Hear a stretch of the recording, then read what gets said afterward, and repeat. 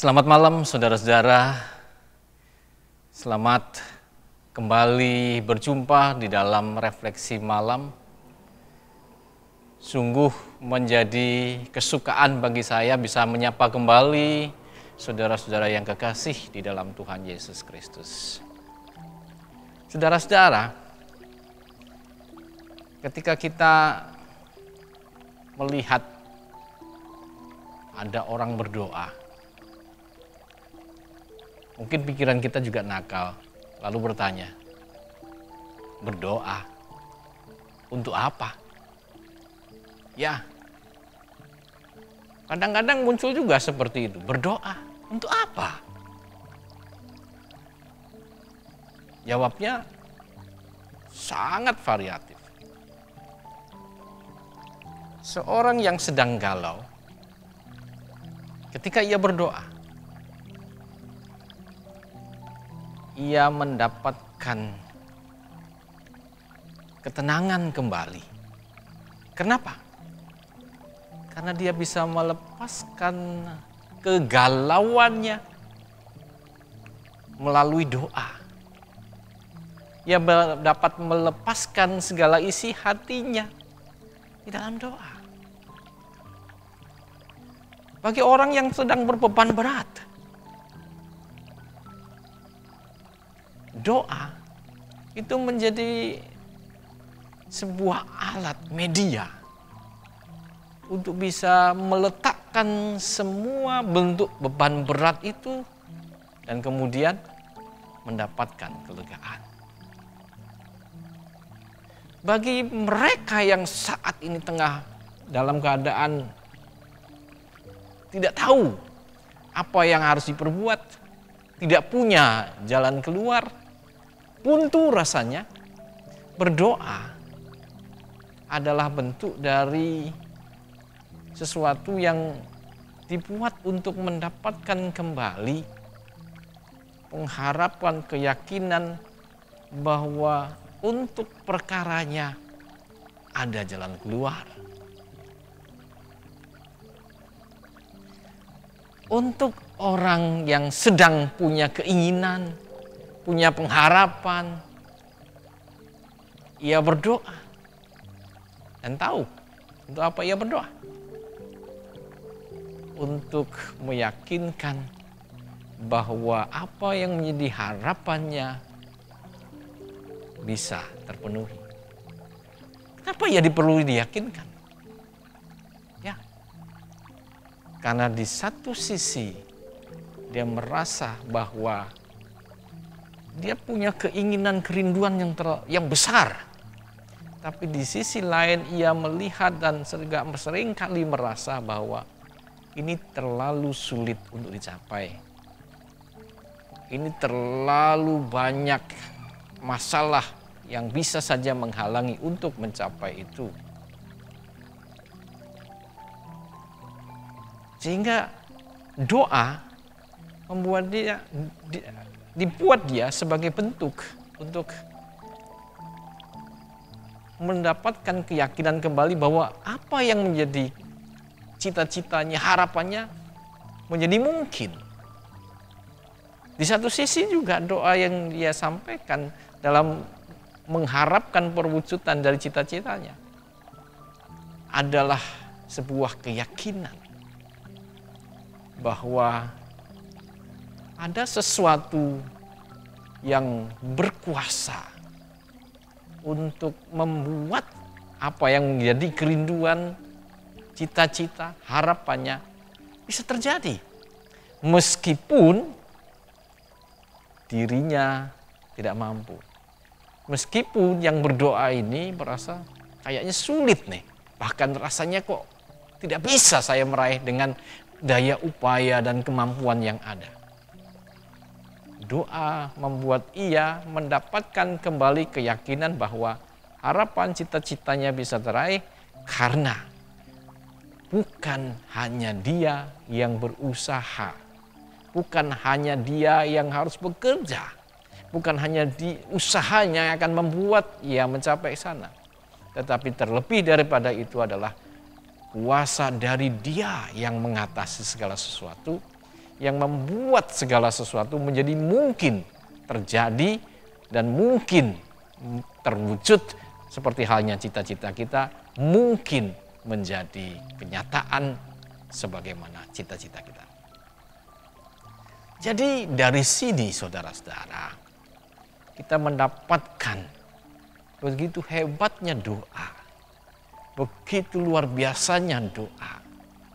Karena dari sisi psikologis doa memberikan ketenangan, doa membuat kita merasakan kembali keyakinan, doa membuat kita bisa terlepas dari berbagai-bagai bentuk beban, kegalauan, doa bisa membuat kita tenang kembali, bisa berpikir dengan sehat, dan bisa merasakan kembali optimisme dari segala sesuatu. Doa telah mengembalikan kita kepada posisi bahwa apa yang kita pikir, apa yang kita harap, apa yang kita rindu menjadi sebuah hal yang mungkin bisa menjadi kenyataan, bisa menjadi milik kita, bisa terwujud bagi kita. Dan doa juga sekali lagi telah membawa kita untuk menemukan apa yang kita temukan. Yang pertama yang kita temukan adalah jati diri kita. Kita sebagai manusia, kita sebagai makhluk yang dalam banyak hal ternyata kita ini memang bisa berusaha. Kita ini memang bisa bermimpi dan mengusahakan mimpi itu. Tetapi ternyata kita mendapati bahwa apa yang menjadi mimpi yang telah kita usahakan nyatanya tidak kita bisa jaminkan bahwa semua itu bisa terjadi, bisa mewujud sesuai dengan keinginan kita. Kesadaran yang pertama. Kesadaran yang kedua bahwa dalam hal ini, dalam doa ini kita mendapati bahwa ternyata di luar keterbatasan kita, di luar kita yang punya kemampuan hanya terbatas dan tidak mampu menjaminkan segala sesuatunya terjadi sesuai dengan pikiran, harapan, dan keinginan kita. Ternyata adalah Dia yang tinggi, yang besar, yang kuasai melampaui dan mengatasi segala sesuatu, yang semuanya bagi Dia tidak ada yang mustahil. Tidak ada yang tidak bisa. Kita menemukan Tuhan di situ. Tuhan yang hidup, Tuhan yang berkuasa, Tuhan yang agung, Tuhan yang besar, tapi juga Tuhan yang berkenan melawat kita. Tuhan yang berkenan mendengar segala keluh kesah kita. Tuhan yang berkenan untuk dengan setia menjadi sahabat kita. Di dalam suka juga pastinya di dalam duka. Tuhan yang sedia menjadi penolong kita. Tuhan yang sedia untuk selalu memperhatikan dan peduli terhadap hidup, kehidupan kita, pikiran kita, kehendak kita, cita-cita kita. Bahkan lebih daripada itu, peduli terhadap apa yang layak dan yang terbaik untuk kita. Itulah hal yang kedua yang penting yang kita temukan dalam doa. Dan yang ketiga, yang kita temukan di dalam doa. Doa menjadi suatu media yang ternyata telah membawa kita untuk bisa terjalin makin dekat dengan Dia, dengan Tuhan, dengan Allah kita. Dan kedekatan itu tanpa batas. Kedekatan yang sangat dekat. Kedekatan yang tanpa tending aling-aling. Kedekatan di mana masing-masingnya terbuka. Kita terbuka, betul-betul terbuka. Bagi Allah tidak ada yang tersembunyi dari kita. Dan ketika kita berdoa, maka bagi kita tidak ada yang tersembunyi. Apa yang Allah harapkan dari kita, tidak ada yang tersembunyi. Semuanya pada saatnya kita akan melihat bahwa di dalam Tuhan semua yang baik, semua yang indah, semua yang begitu kita harapkan yang terbaik, nyatanya telah dibuat, dihadirkan, dan diberikan kepada kita. Dan itulah yang juga sebenarnya Tuhan Yesus ajarkan kepada kita. Ketika ia berkata di dalam Injil Matius 26 ayat 41. Tuhan Yesus berkata, berjaga-jagalah dan berdoalah supaya kamu jangan jatuh ke dalam pencobaan. Roh memang penurut, tapi daging lemah. Firman ini kembali mengingatkan kepada kita tentang hakikat, tentang jati diri kita.